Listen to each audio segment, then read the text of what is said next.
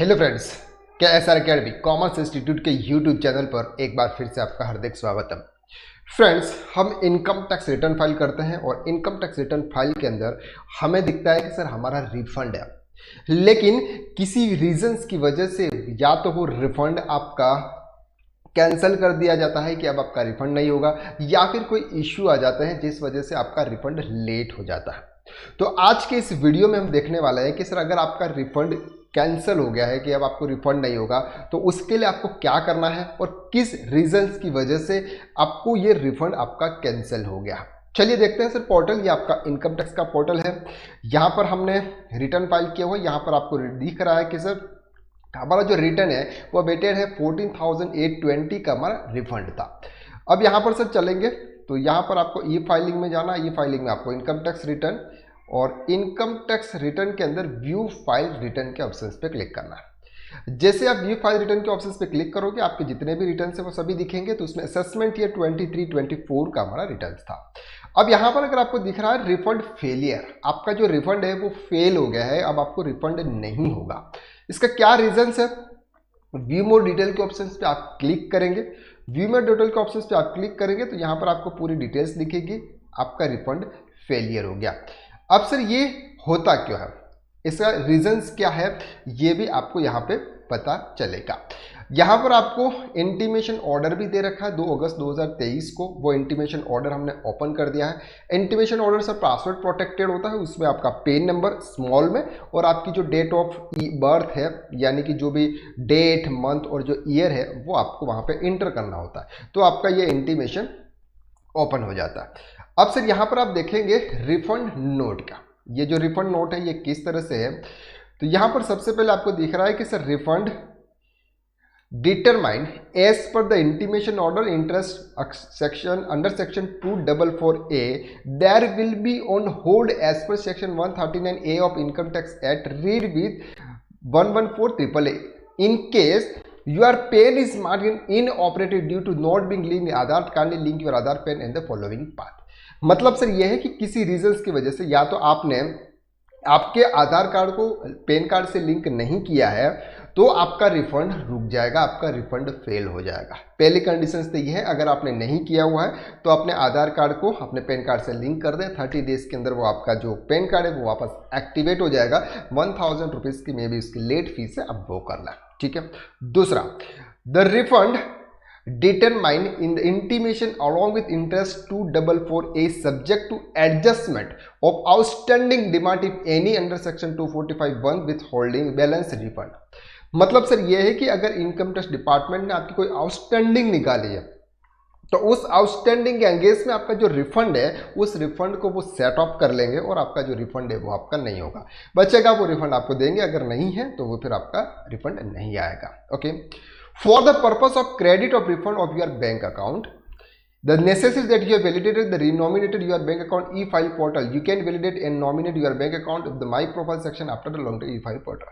मतलब सर ये है कि एक आपका रिफंड नहीं आने का पहला रीजन नॉर्मली ये रहता है कि सर आपका जो बैंक अकाउंट है ये इनकम टैक्स पोर्टल पर वैलिडेट नहीं हुआ।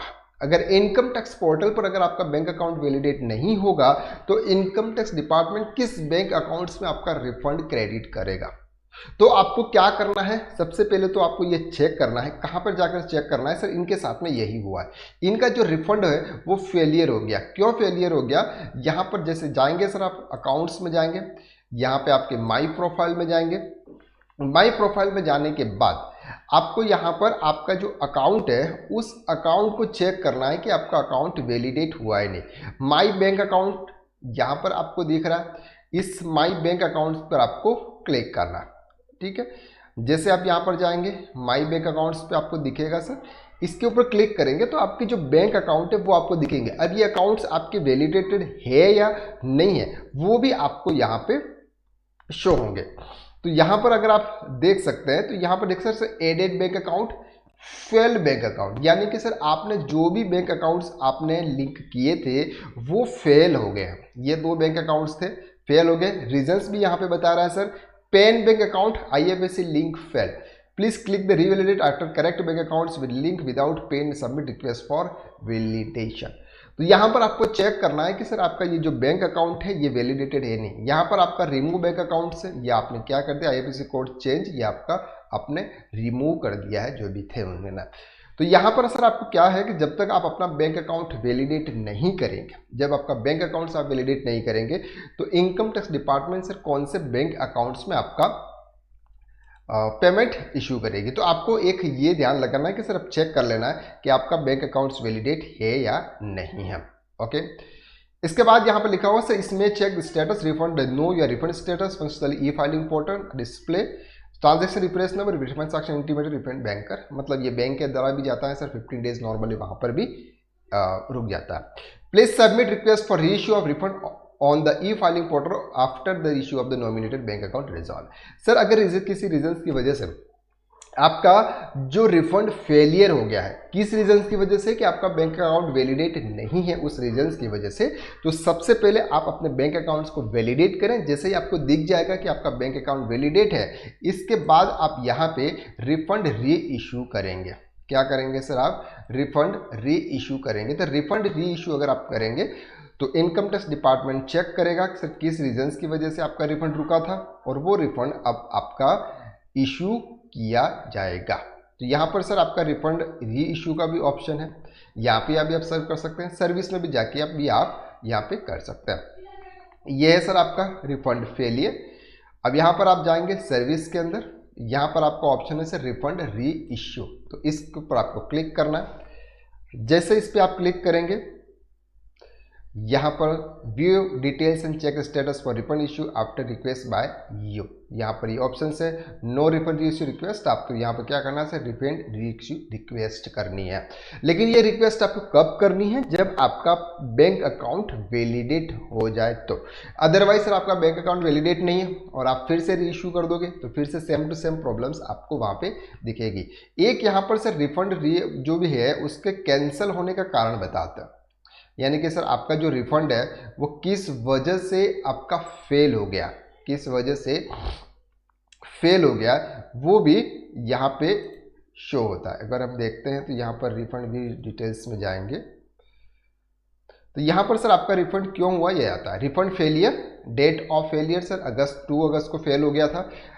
फेलियर का है 155। अभी ये 155 क्या है, रीजन ऑफ फेलियर उन्होंने बताया है 155। ये 155 क्या है सर, 155 है कि अगर आपका बैंक अकाउंट्स वैलिडेट नहीं है तो आप वैलिडेट कराइए। आपका बैंक अकाउंट वैलिडेट नहीं है, इस रीजंस की वजह से आपका रिफंड फेल हो गया है, ये बताता है सर रीजंस ऑफ फेलियर। तो अगर आपको इस टाइप का कोई इंटीमेशन आता है कि रीजंस ऑफ फेलियर 155, तो उसमें आप अपना बैंक अकाउंट चेक कर लें कि वो वैलिडेट है या नहीं है। तो ये कुछ रीजंस होते हैं, आपका रिफंड इशू नहीं होता है। मिस्टेक हमारी ही होती है, हम इनकम टैक्स डिपार्टमेंट का गलती निकालते हैं, लेकिन गलती हमारी होती है, हम कुछ ना कुछ हमने ऐसी इन्फॉर्मेशन गलत पुटअप कर दी होगी, या फिर हमने सही बैंक अकाउंट्स वहाँ पर सेलेक्ट नहीं किया होगा, या फिर कोई और रीजंस हमारे से हो गया होगा। तो इनकम टैक्स डिपार्टमेंट बहुत कम ही गलती करता है, इससे ज़्यादा गलती हम करते हैं, तो हम हमारी गलती को सुधार लें। आई होप कि इस वीडियो के अंदर बताया हुआ आपको समझ में आया, और आगे ऐसे ही वीडियो देखने के लिए आपने अगर हमारे इस चैनल को सब्सक्राइब नहीं किया है तो कर लीजिएगा। So thank you so much, have a nice day.